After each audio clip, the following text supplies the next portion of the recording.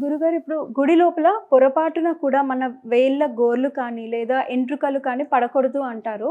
అలా ఒకవేళ పడితే ఆ వెంట్రుకలను, గోర్లను ఎవరైనా తొక్కారంటే వాళ్ళ పాపాలు కూడా మనకే చుట్టుకుంటాయని భయపడుతూ ఉంటారు.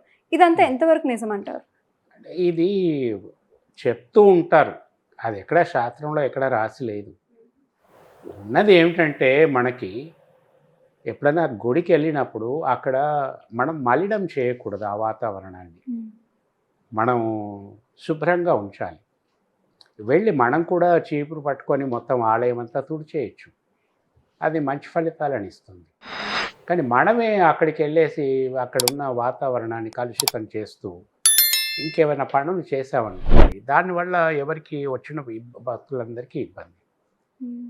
ఇప్పుడు ఎవరు పర్టిక్యులర్‌గా ఆలయానికెళ్ళి కావాలని గోర్లు తీసి, కావాలని వెంట్రుకలు వెయ్యరు. కానీ కొంతమందికి కొన్ని అలవాట్లుంటాయి. హ్మ్. వాళ్ళు ఊరికే గోర్లు కొరుక్కునే అలవాటు ఉంటది. అటువంటి వాళ్ళు కూడా అక్కడ కూడా గోర్లు కొనుక్కొని తుప్పు తుప్పని ఉమ్మేస్తా ఉంటారు. హుహు.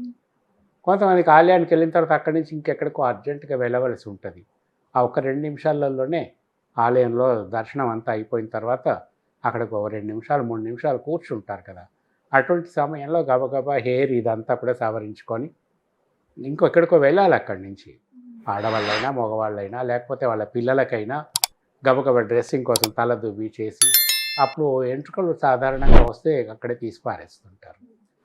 ఇవి ఏంటంటే వీళ్ళకి ఇటువంటి పనులు చేయకూడదని ఒక భయం పెట్టటానికి, ఇట్లా మీరేమన్నా చేస్తే వాళ్ళెవరైనా తొక్కితే వాళ్ళ పాపాలన్నీ మీకు తాకుతాయి హ్మ్. అన్నది ఒక సేయింగ్.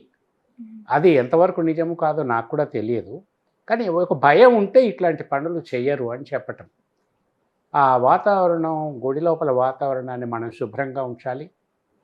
ఆ కలుషితం చేయకూడదు. హ్మ్. ఇట్లాంటి పనులు చేయకపోతేనే మంచిది కదా!